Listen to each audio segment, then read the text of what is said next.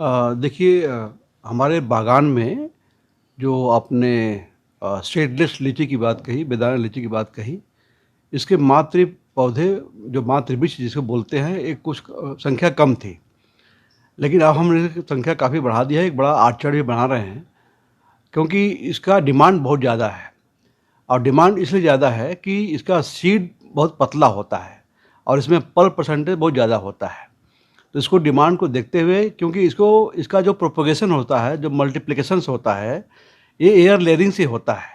तो चूँकि मात्र पौधे जो मात्र भी मदर प्लांट हैं, हमारे पास संख्या कम थी, तो हर साल करीब 40 से 50 पौधे ही हम तैयार कर पाते थे।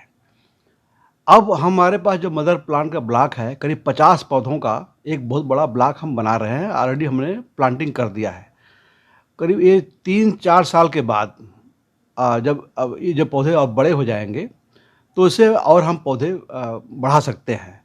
तो उस समय करीब 4 साल 5 साल के बाद हर साल हम 250 से 300 पौधे हम तैयार करने में सक्षम हो जाएँगे।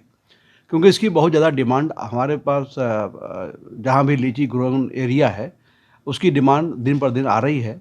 और इस लीची को, जैसे शाही लीची है, हमारा एक लीची है, और शाही लीची को हमको जीआई भी मिला हुआ है।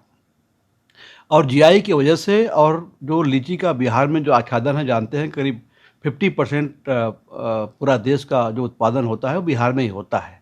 और उसमें वो शाही लीची एक अच्छी हमारी वैरायटी है।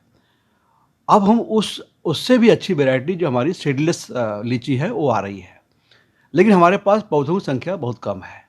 इसलिए मेरा पूरा फ़ोकस हमारे विश्वविद्यालय का ही रहा है कि कैसे अधिक से अधिक हम पौधे तैयार करें और अपना एक बागान, बड़ा बागान तैयार करें।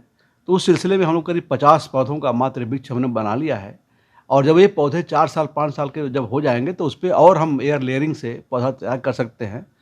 तो 250 से 300 पौधे हम 4 साल 5 साल के बाद अपने बिहार के लोगों को देने में सक्षम होंगे।